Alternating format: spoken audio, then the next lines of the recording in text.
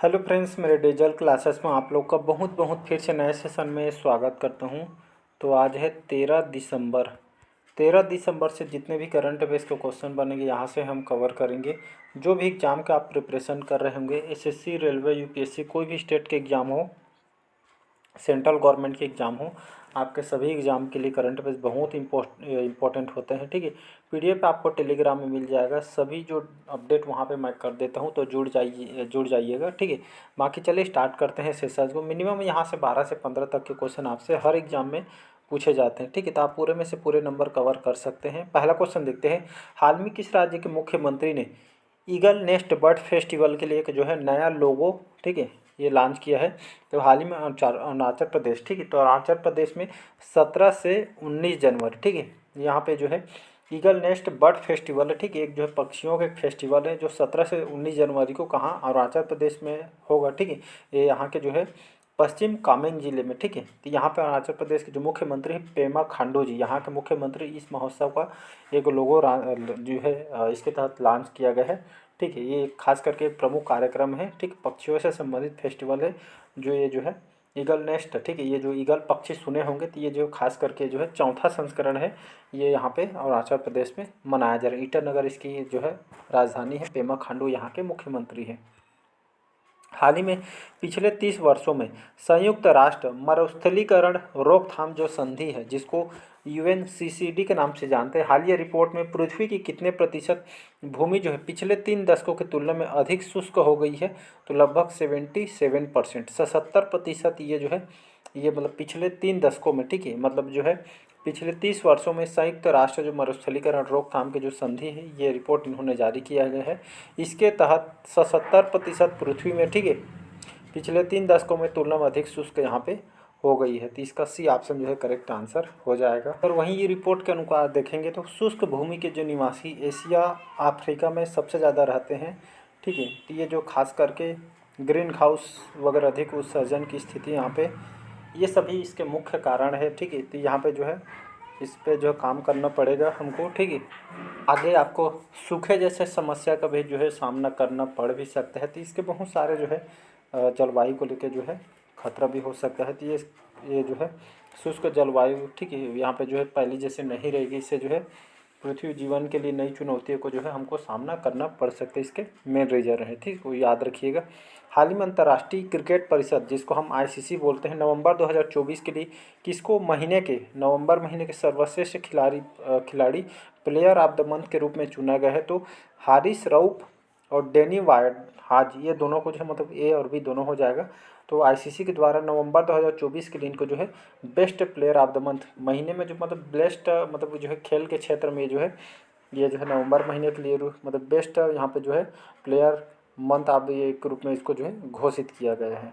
ये जो है हारिस रऊफ, ये जो है पाकिस्तान के, ठीक है, पाकिस्तान के जो है पाकिस्तान क्रिकेट टीम के जो है तेज गेंदबाज हैं हारिस रऊफ। ठीक है, ये आईसीसी के द्वारा जो नवंबर महीने के प्लेयर ऑफ द मंथ चुना गया है।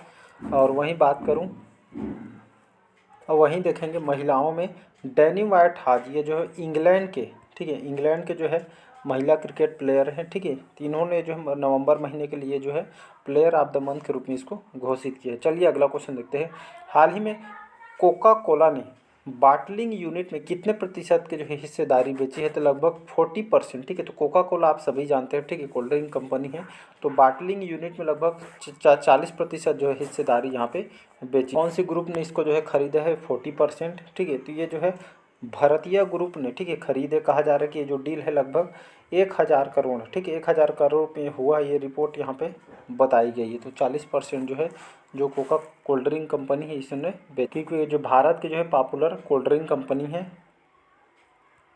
इसका सी ऑप्शन हो जाएगा। नेक्स्ट क्वेश्चन, चलिए पांचवा क्वेश्चन है। हाल ही में एडीबी मतलब एशियन डेवलपमेंट बैंक या एशियाई बैंक के नाम से जानते हैं, तो एडीबी ने वित्त वर्ष 2025 के लिए भारत के जीडीपी वृद्धि दर का अनुमानित ये जो घटाकर कितने प्रतिशत किया है? तो लगभग 6.5%। ठीक है, तो कहने का मतलब है 2025 के जो हमारी भारतीय अर्थव्यवस्था एडीबी ने लगभग 6.5% वृद्धि दर यहाँ पे अनुमानित बताया गया। ठीक है, तो ये एडीबी जिसको हम एशियन डेवलपमेंट बैंक के नाम से जानते हैं, ठीक है, ये जो है मनीला फिलीपींस में इसका हेडक्वार्टर है। कई बार एग्जाम में यहाँ से क्वेश्चन आपसे पूछा जाता है, ठीक है। तो ये इकोनॉमिक मतलब एक जो है वित्तीय संस्थान है, हेडक्वार्टर इसका मनीला फिलीपींस में इसका हेडक्वार्टर है। और इसकी स्थापना जो है 1966 में इसका फॉर्मेशन किया गया था। जैसे बता रहा हूँ फिलीपींस में इसका हेडक्वार्टर है, ठीक है। और अभी इसके 69 कंट्रीज़ के मेंबरशिप है, भारत भी इसमें इंक्लूड है। मजदागो अस्कावा अभी इसके जो है प्रेसिडेंट है। कई बार एग्जाम में क्वेश्चन आया हुआ है। छठों क्वेश्चन, हाल ही में दीनदयाल उपाध्याय पंचायत सतत विकास पुरस्कार 2024 में कितने पंचायतों को सम्मानित किया गया है? तो इसके तहत लगभग 27, ठीक है, पंचायतों को सम्मानित किया गया है। किसके द्वारा? केंद्रीय पंचायती राज मंत्रालय के द्वारा। ये खास करके गांव में जो पंचायत होते हैं, सरपंच के द्वारा मतलब जो बेटर काम किए रहते हैं पंचायत के अधीन, तो यहाँ पे जो है ये मतलब जो है राष्ट्रपति के द्वारा ये पुरस्कार को दिया जाता है, ठीक है। तो इसके तहत लगभग 27 पंचायतों को सम्मानित किया है 2024 में। अगला क्वेश्चन देखते हैं। हाल ही में भारत के परिवहन भविष्य के लिए एक महत्वपूर्ण विकास में भारतीय प्रौद्योगिकी संस्थान IIT मद्रास ने कितने मीटर लंबी हाइपरलूप टेस्ट ट्रैक को जो है सफलतापूर्वक पूरा किया है? तो ये 410 मीटर ये पूरा किया गया है। और इसको पिछले सेशन में भी बताया था, ठीक है। IIT मद्रास के द्वारा ये जो है मतलब जो है लगभग 410 मीटर जो है लंबी हाइपरलूप टेस्ट ट्रैक तैयार की। इससे क्या होगा?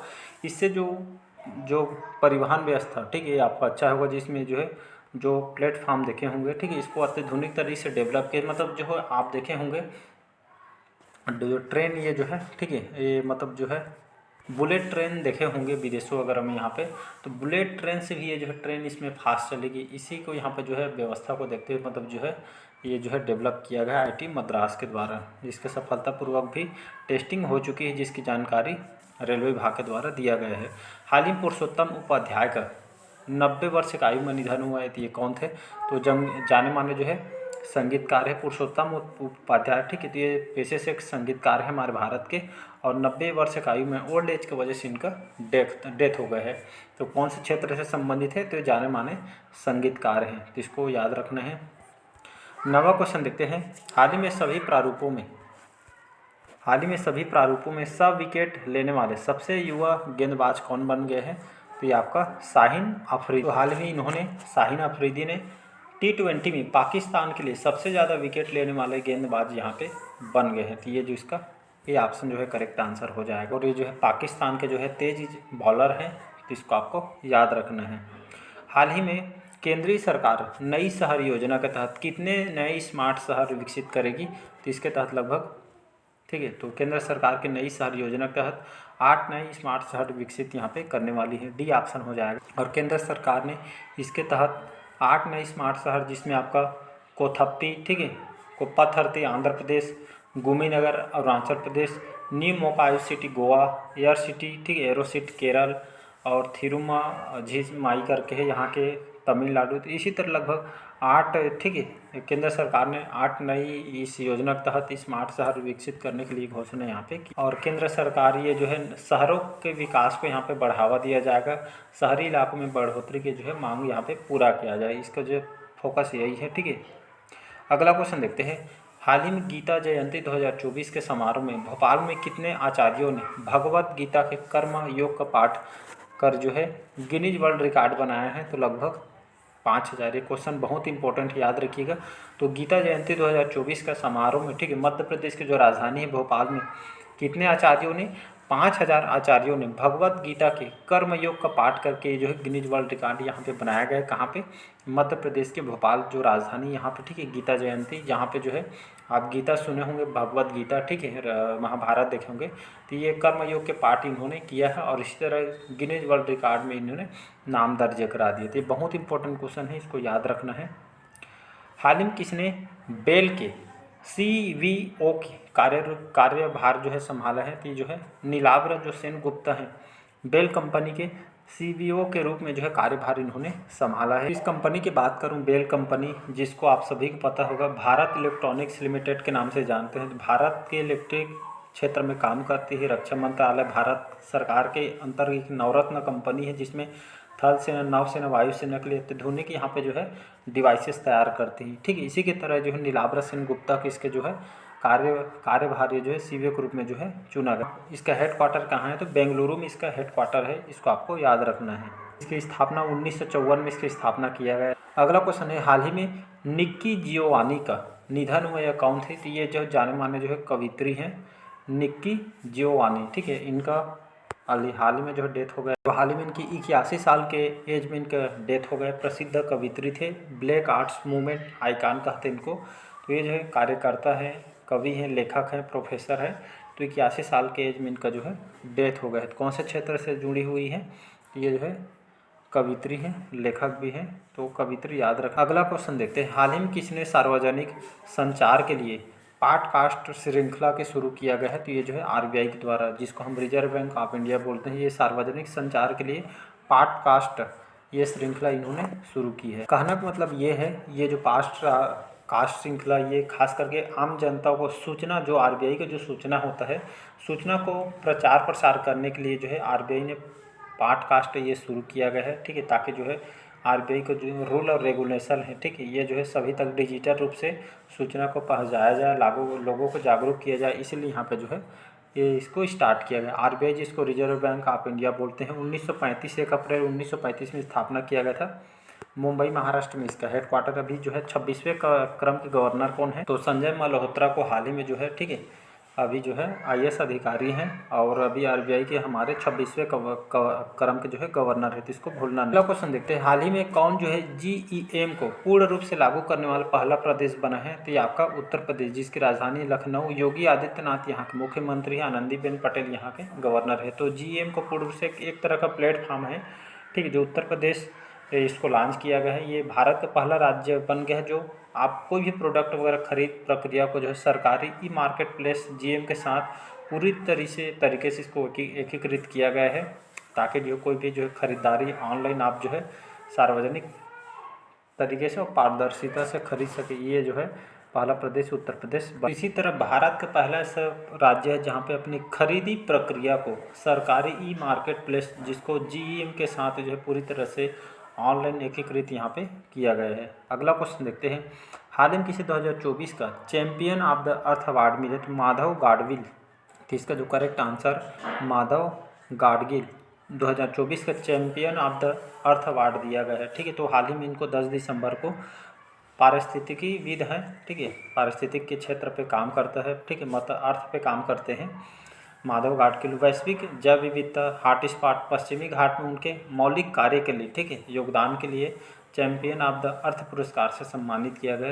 ये आपके संयुक्त राष्ट्र का ये सर्वोच्च पर्यावरण सम्मान है, ठीक है। तो ये इनको जो है दिया गया है माधव गाडगिल। नाम को याद रखिएगा, बहुत इंपॉर्टेंट है, डबल स्टार क्वेश्चन यहाँ पे लगा दिया। अगला, हाल ही में किसने स्मार्ट इंडिया हैकाथन का उद्घाटन किया गया है, तो धर्मेंद्र प्रधान। हाल ही में जो है स्मार्ट इंडिया हैकाथन का उद्घाटन उन्होंने किया है।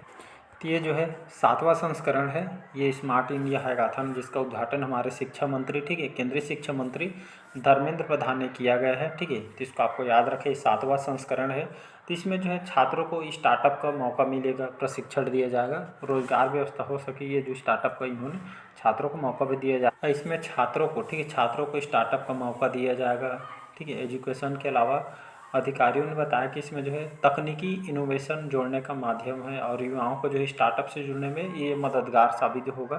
तो यहाँ पे जो है नए टेक्नोलॉजी और रोजगार पे यहाँ पे जो है फोकस किया जाएगा, इसलिए इसका उद्घाटन किया। और इसमें 17 प्रमुख क्षेत्रों विषय पे कवर किया जाएगा, health care, supply chain, logistic, smart technology, संस्कृति, स्थिरता, शिक्षा और कौशल, ठीक है, कृषि, खाद्य तकनीक जैसे विषयों पे जो है शामिल होगा, ठीक है। तो इसमें जो है सभी को आगे बढ़ा के साथ ही साथ रोजगार और स्टार्टअप को जो है मौका दिया जाएगा आने वाले हमारे पीढ़ी को। ये जो है इसका उद्घाटन ये जो है धर्मेंद्र प्रधान जी ने किया गया है।